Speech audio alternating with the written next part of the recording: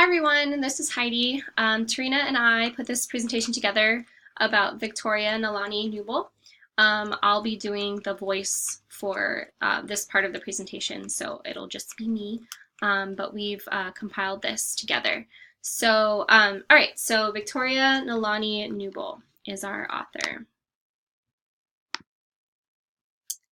Okay, so Victoria Newbold was born at Kapiolani Hospital in 1949.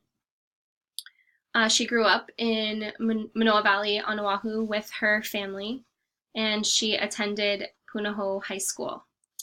So she lived at home with both parents. Her mom was a stay-at-home mom and a housewife, and her dad was an auditor for a company called American Factors.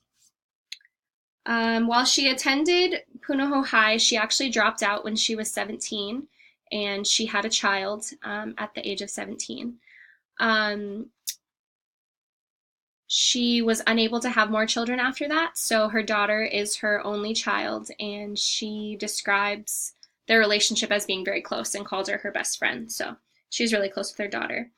For a period of 7 years, she lived in Samoa, and when she moved back to Oahu in the late 1970s from Samoa was when she decided that she wanted to go back to school, and she actually, that was when she joined the Academy of the Arts.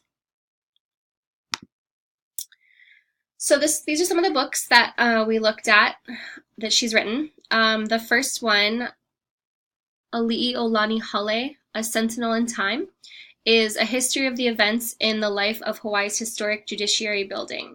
So one of the themes that we're going to talk about later is politics and history. She really likes history and is active, and she's a political voice as well. So that's where this book comes from. It's published in the year 2000.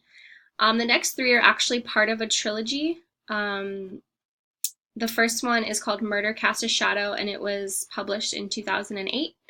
This one, it takes place, something happened on New Year's Eve in 1934 at the Bishop Museum. King Kalakaua's portrait was stolen, and a series of murders followed this event. And a reporter named Mina and a playwright named Ned, who were kind of an unlikely pair, end up investigating this crime, and they're attempting basically to locate the painting and to identify the killer. So it's fiction, obviously, but it's just kind of an exciting mystery murder thriller that incorporates a lot of history in it as well. The next one, Murder Leaves Its Mark, was published in 2011, and it's a 1930s murder mystery set in Honolulu.